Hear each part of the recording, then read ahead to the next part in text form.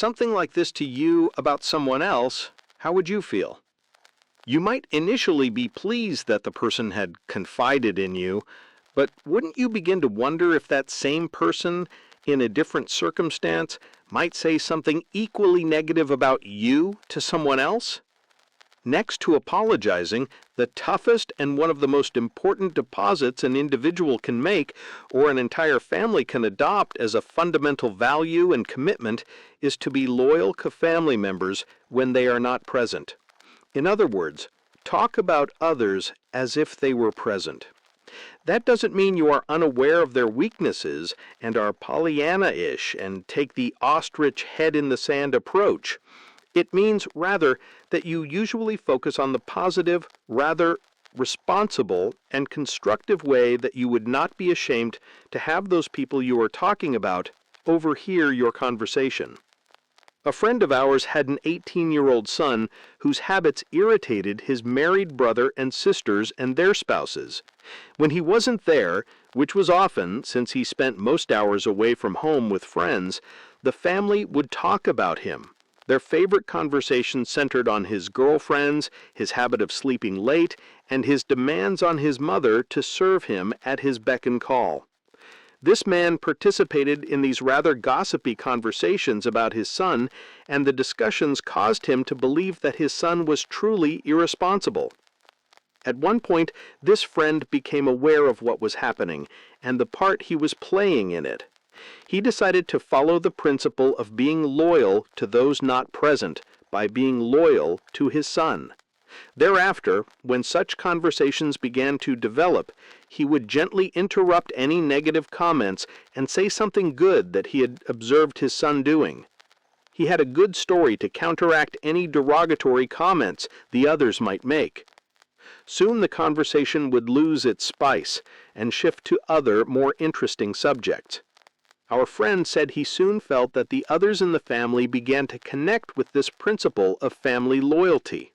They began to realize that he would also defend them if they were not present. And in some almost unexplainable manner, perhaps because he began to see his son differently, this change also improved his emotional bank account with this son, who hadn't even been aware of the family conversations about him. Bottom line, the way you treat any relationship in the family will eventually affect every relationship in the family. I remember one time when I was running out of the house to go somewhere in a hurry. I knew that if I stopped to say goodbye to my 3-year-old son Joshua, I would get caught up in his needs and questions, it would take time, and I was into efficiency. So I said to my other children, "See ya, kids, I've got to run. Don't tell Joshua I'm going." I got halfway out to the car before I realized what I had just done. I turned around, went back into the house, and said to the other children, that was wrong of me to run out on Joshua like that, and not to say goodbye to him as well. I'm going to find him to say goodbye. Sure enough, I had to spend some time with him. I had to talk with him about account with Joshua and with the other children as well. I sometimes think, what would have happened if I hadn't gone back? What if I had gone to Joshua that night and tried to have a good relationship with him? Would he have been loving and open with me if he knew I had run out on him when he wanted and needed me? How would this have affected my relationship with my other sons and daughters? Would they have thought that I would run out on them too if interacting with them sidetracked my agenda? The message sent to one is truly sent to all, because everyone is a one, and they know that if you treat one that way, all it takes is a change of circumstances, and you'll treat them that way too. That's why it is so important to be loyal to those not present. Notice here too how all 4 gifts are in proactive use. To be loyal, you have to be self-aware. You have to have a sense of conscience, a moral sense of right and wrong. You have to have a sense of what's possible, what's better, and you have to have the intestinal fortitude to make it happen. Being loyal to those not present is clearly a proactive choice. Many times over the years, people have asked if I had one idea that would best help people grow so that they could better cope with their problems, seize their opportunities, and make their life successful. I've come to give a simple four-word answer: make and keep promises. Although this may sound like an oversimplification, I truly believe it is profound. In fact, as you will discover, all of the first three habits are embodied in that simple four-word expression. If an entire family would cultivate the spirit of making and keeping promises to one another, it would create a multitude of other good things. When I was 12 years old, Dad promised to take me with him on a business trip to San Francisco. I was so excited. We talked about the trip for 3 months. We were going to be there for 2 days and 1 night, and we planned every detail. Dad was going to be busy in meetings the first day, so I would hang around the hotel. After his meetings, we planned to take a cab to Chinatown and have our favorite Chinese food. Then we'd see a movie, take a ride on a trolley car, and go back to our hotel room for a video and hot fudge sundaes from room service. I was dying with anticipation. The day finally arrived. The hours dragged by as I waited at the hotel. 6 o'clock came, but Dad didn't. Finally, at 6:30, he arrived with another man, a dear friend and an influential business acquaintance. I remember how my heart sank as this man said, "I'm so excited to have you here, Stephen.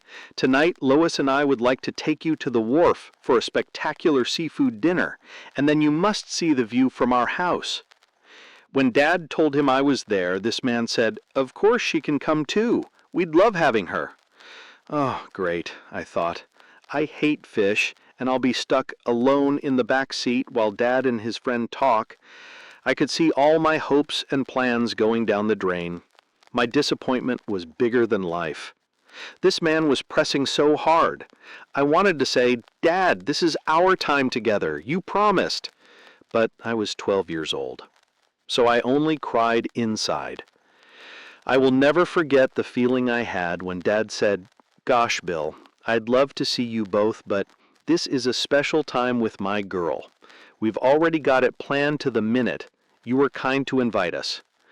I could tell this man was disappointed, but amazingly to me, he seemed to understand. We did absolutely everything we had planned on that trip. We didn't miss a thing. That was just about the happiest time of my life. I don't think any young girl ever loved her father as much as I loved mine that night. I'm convinced you would be hard-pressed to come up with a deposit that has more impact in the family than making and keeping promises. Just think about it. How much excitement, anticipation, and hope is created by a promise? And the promises we make in the family are the most vital and often the most tender promises of all. The most foundational promise we ever make to another human being is the vow inside a marriage. It's the ultimate promise, and equal to it is the promise we implicitly have with our children, particularly when they're little, that we will take care of them, that we will nurture them. That's why divorce and abandonment are such painful withdrawals. Those involved often feel as though the ultimate promises have been broken. So when these things have occurred, it becomes even more important to make deposits that will help rebuild bridges of confidence and trust. At one time, a man who had helped me on a particular project described the awful divorce he had just gone through, but he spoke with a kind of glowing pride about how he had kept the promise he had made to himself and his wife many months before that no matter what happened, he would not badmouth her, especially in front of his kids, and that he would always speak of her in ways that were affirming, uplifting, and positive. This was during the time when the legal and emotional battles were going on, and he said it was the hardest thing he had ever done. But he also said how grateful he was that he did it, because it made all the difference, not only in how his children felt about themselves, but also in how they felt about both their parents and their sense of family, despite the very difficult situation. He couldn't say enough about how glad he was that he kept the promise he had made. Even when promises have been broken in the past, you can sometimes turn the situation into a deposit. I remember a man once who didn't come through on a commitment he had made to me. Later, he asked if he could have the opportunity to do something else, and I said no. Based on my past experience with him, I wasn't sure he would follow through. But that man said to me, "I didn't come through before. I should have acknowledged it. I just gave a half-hearted effort, and that was wrong of me. Would you please give me one more opportunity? Not only will I come through, I will come through in gangbuster style." I agreed, and he did it. He came through in a remarkable way, and in my eyes, he rose even higher than if he had kept his first commitment. His courage in coming back, in dealing with a difficult problem and a mistake in an honorable way, made a massive deposit in my emotional bank account. For many people, the ultimate test of the proactive muscle comes in forgiving. In fact, you will always be a victim until you forgive. One woman shared this experience. "I came from a very united family. We were always together, children, parents, brothers, sisters, aunts, uncles, cousins, grandparents, and we dearly loved one another. When my father followed my mother in death, it deeply saddened us all. The four of us children met to divide our parents' things among us and our families. What happened at that meeting was an unforeseen shock from which we thought we would never recover.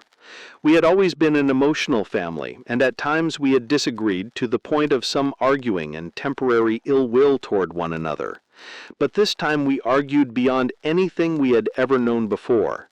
The fight became so heated that we found ourselves yelling bitterly at one another. We began to emotionally tear at one another. Without being able to settle our differences, we each determined and announced that we were going to get lawyers to represent us and that the matter would be settled in court. Each of us left that meeting bitter and deeply resentful. We stopped visiting or even phoning one another. We stopped getting together on birthdays or holidays. The situation went on for 4 years. It was the hardest trial of my life. Often I felt the pain of loneliness and the unforgiving spirit of the bitterness and accusations that divided us. As my pain deepened, I kept thinking, if they really loved me, they would call me. What's wrong with them? Why don't they call? Then one day I learned about the concept of the emotional bank account. I came to realize that not forgiving my brothers and sisters was reactive on my part, and that love is a verb, an action, something that I must do. That night, as I was sitting alone in my room, the phone seemed to cry out, to be used. I mustered all my courage and dialed the number of my oldest brother. When I heard his wonderful voice say, "Hello," tears flooded my eyes and I could scarcely speak.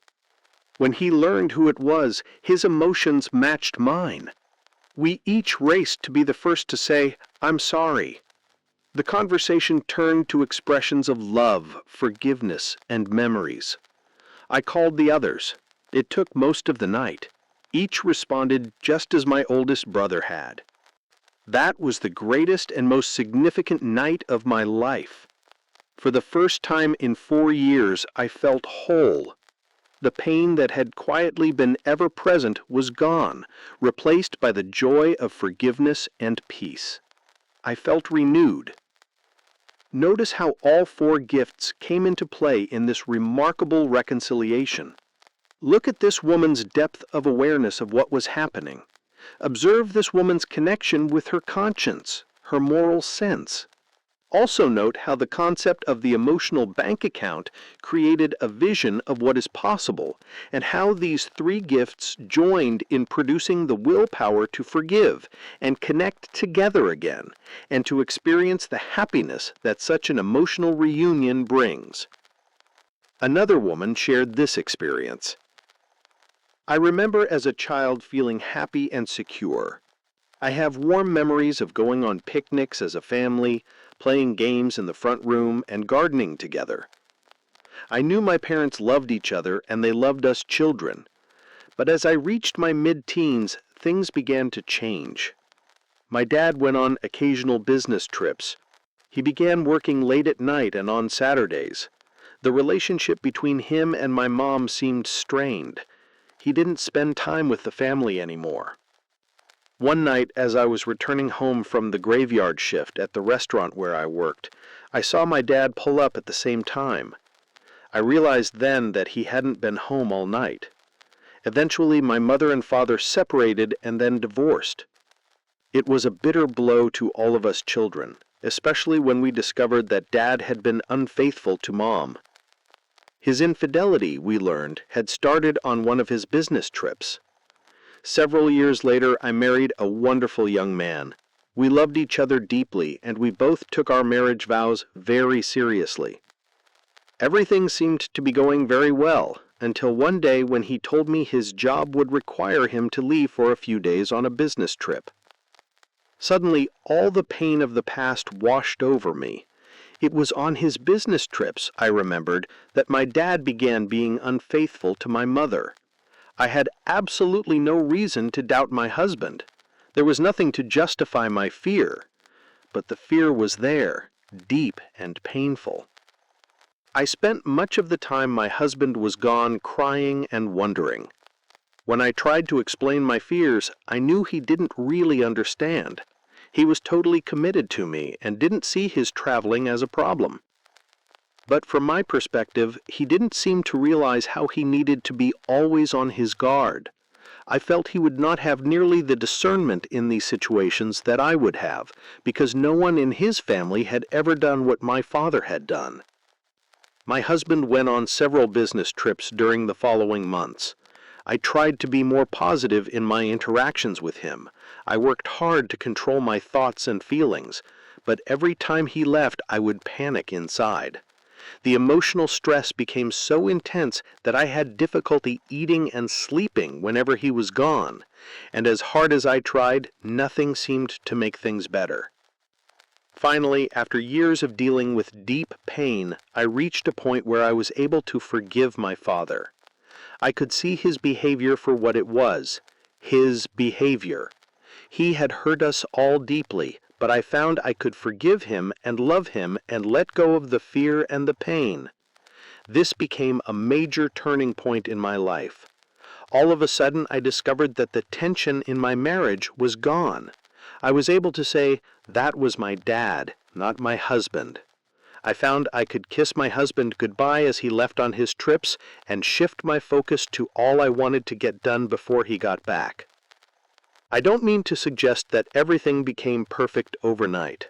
Years of resentment toward my father had created deeply ingrained habits, but after that pivotal experience, when the occasional thought or feeling would surface, I was able to recognize it, address it quickly, and move on.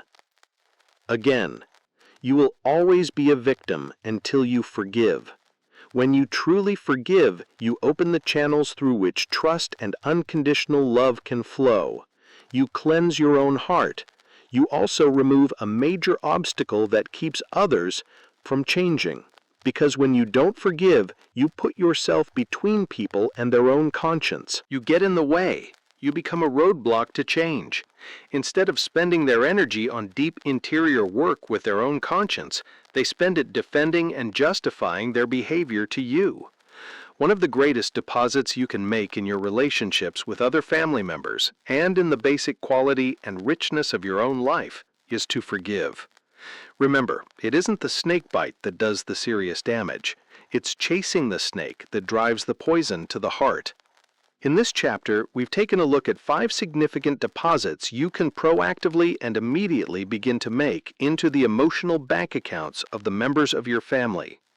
The reason these deposits create such a powerful difference in the family culture is that they are based on the primary laws of love, laws which reflect the reality that love in its purest form is unconditional. There are 3 such laws: acceptance rather than rejection, understanding rather than judgment, and participation rather than manipulation. Living these laws is a proactive choice that is not based on another's behavior or on social status, educational attainment, wealth, reputation, or any other factor except the intrinsic worth of a human being. These laws are the foundation of a beautiful family culture. because only when we live the primary laws of love do we encourage obedience to the primary laws of life, such as honesty, responsibility, integrity, and service. Sometimes when people are struggling with a loved one and doing everything they can to lead that person toward what they feel is a responsible course, it's very easy to fall into the trap of living the secondary or counterfeit laws of love: judgment, rejection, and manipulation. They love the end in mind more than they love the person. They love conditionally. In other words, they use love to manipulate and control. As a result, others feel rejected and fight to stay the same. But when you deeply accept and love people as they are, you actually encourage them to become better. By accepting people, you're not condoning their worth. You're acknowledging that they think or feel in a particular way. You're freeing them of the need to defend, protect, and preserve themselves. So instead of wasting their energy defending themselves, they're able to focus on interacting with their own conscience and unleashing their growth potential. By loving people unconditionally, you unleash their natural power to become their better self. And you can only do this when you separate the person from the behavior and believe in the unseen potential. Just consider how valuable this perspective would be when dealing with a family member, particularly a child, who is filled with negative energy or who has gone off track for a period of time. What would happen if, rather than labeling this child based on current behavior, you were to affirm the unseen potential and love unconditionally instead? As Goethe said, "Treat a man as he is, and he will remain as he is. Treat a man as he can and should be, and he will become as he can and should be." I once had a friend who was dean of a very prestigious school. He planned and saved for years to provide his son with the opportunity to attend that institution. But when the time came, the boy refused to go. This deeply concerned his father. Graduating from that particular school would have been a great asset to the boy. Besides, it was a family tradition. 3 generations of attendants preceded the boys. The father talked and urged and pleaded. He also tried to listen to the boy, to understand him, all the while hoping that his son would change his mind. He would say, "Son, can't you see what this means for your life? You can't base long-range decisions on short-range emotions." The son would respond, "You don't understand. It's my life. You just want me the way you want. I don't even know if I want to go to college at all." The father would come back with, "Not at all, son. You're the one who doesn't understand. I only want what is best for you. Stop being so foolish." The subtle message being communicated was one of conditional love. The son felt that, in a sense, the father's desire for him to attend the school outweighed the value he placed on him as a person and as a son, which was terribly threatening.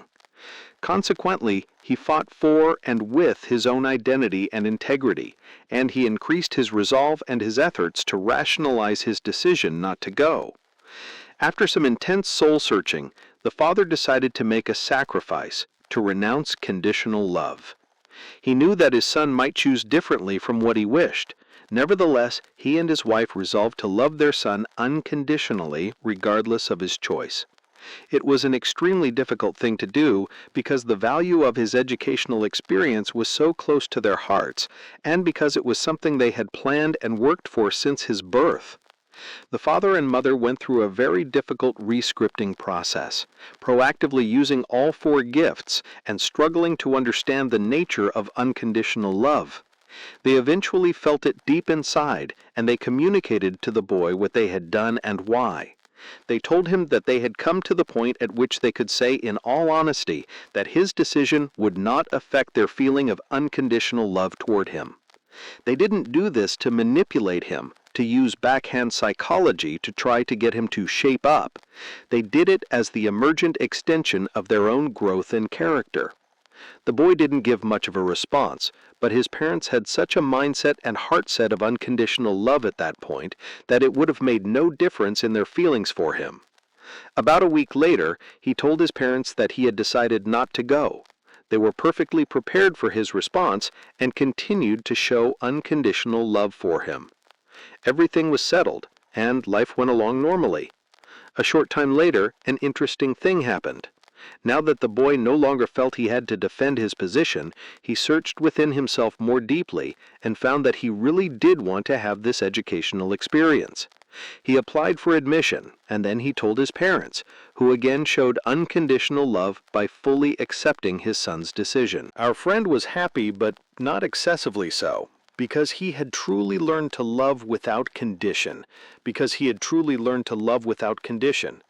Because these parents lived the primary laws of love, their son was able to search his own heart and choose to live in harmony with one of the primary laws of life involving growth and education.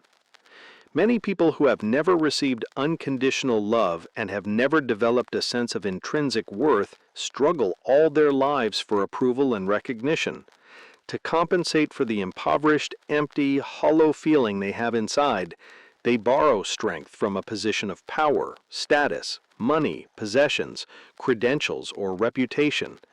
They often become very narcissistic, interpreting everything personally, and their very behavior is so distasteful that others reject them, throwing fuel on the fire. That's why these primary laws of love are so important. They affirm the basic worth of the individual. And people who have been loved unconditionally are then free to develop their own strength through integrity to their own inner compass. As we move now into the rest of the habits, notice how each grows out of the primary laws of love and how each builds the emotional bank account. Proactively making deposits is something we can always do. In fact, one of the most empowering and exciting aspects of the emotional bank account idea is that we can proactively choose to turn every family problem into an opportunity for a deposit. Someone's bad day becomes an opportunity to be kind. An offense becomes an opportunity to apologize, to forgive. Someone's gossip becomes an opportunity to be loyal, to quietly defend those not present. With the image of the emotional bank account in your mind and heart, problems and circumstances are no longer obstacles that get in the way of the path. They are the path. Everyday interactions become opportunities to build relationships of love and trust, and challenges become like inoculations that activate and boost the immune system of the entire family. Deep inside, everyone knows that making these deposits will make a big difference in the quality of family relationships. It comes out of our conscience, out of our connection to the principles that ultimately govern in life. Can you see how the proactive, inside-out choice to make deposits and not withdrawals can help you create a beautiful family culture? As you begin to make deposits, you may see positive results almost immediately. More often, it will take time. You'll find it easier to make and continue to make deposits if you keep in mind the miracle of the Chinese bamboo tree. I know of one woman and her husband who made deposits into their emotional bank account with her father for many years, apparently without results. After 15 years of working in a business with her father, this woman's husband changed jobs so that he could be with his family on Sundays. This caused a schism so deep, so painful for her father, that he became embittered and would not even speak to her husband or recognize him in any way. But neither this woman nor her husband would take offense. They made continual deposits of unconditional love. They frequently drove out to the farm where her father lived, some 60 miles away. Her husband would wait in the car, sometimes for more than an hour, while she visited. She often took things to her father that she had baked or she thought he might enjoy. She spent time with him at Christmas, on his birthday, and on many other occasions. Never once did she press him or even ask him to invite her husband into his home. Whenever her father came into town, this woman would leave the office where she worked with her husband and meet him for shopping or for lunch. She did everything she could possibly think of to communicate her love and her appreciation to her father. And her husband supported her in all of this. Then one day when she was visiting her father on the farm, he suddenly looked at her and said, "Would it be easier for you if your husband were to come inside?" She caught her breath. "Oh, yes, it would," she exclaimed with tears in her eyes. "Well," he said slowly, "go and get him then." From that point on, they were able to make even greater deposits of love. This woman's husband helped her father work on projects around the farm. This became an even greater deposit as advancing years caused her father to lose some of his mental capacity. Toward the end of his life, he acknowledged that he felt as close to this son-in-law as he felt to his own son.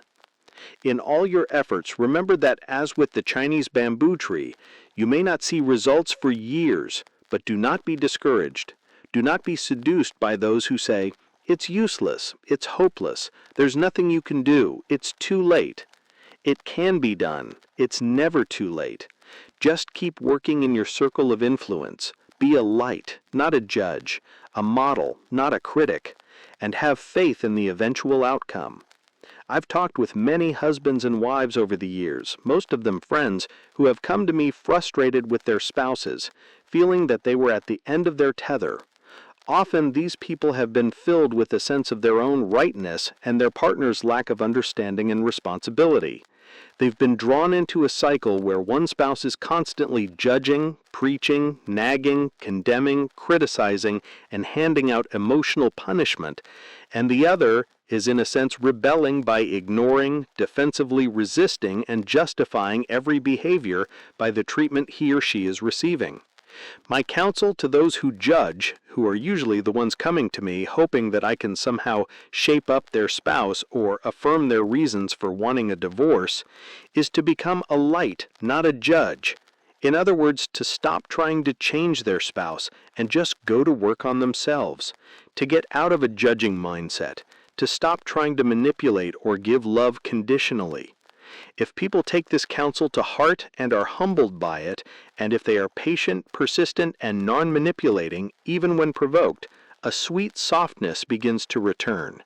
The unconditional love and inside-out change become irresistible.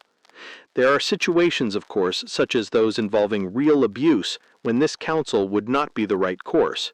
But in most cases, I have found that this approach leads people to the inner wisdom that cultivates happiness in married life. Proactively setting the example and patiently making deposits of unconditional love often brings amazing results over time. Habit 1, be proactive, is the key that unlocks the door to all the other habits. In fact, you'll find that people who continually avoid taking responsibility and initiative will not be able to fully cultivate any of the other habits. Instead, they'll be out in their circle of concern, usually blaming and accusing other people for their situation. Because when people are not true to their conscience, they typically take out their guilt on others. Most anger is merely guilt overflowing. Habit 1 embodies the greatest gift that we as humans uniquely have, the power to choose. Next to life itself, is there greater a gift? The truth is that the basic solutions to our problems lie within us. We can't escape the nature of things. Like it or not, realize it or not, principles and conscience are within us. As educator and religious leader David O. McKay has said, the greatest battles of life are fought out daily in the silent chambers of the soul. It's futile to fight our battles on the wrong battlefields. The decision to be the creative force of our own lives is the most fundamental choice of all. It is the heart and soul of being a transition person.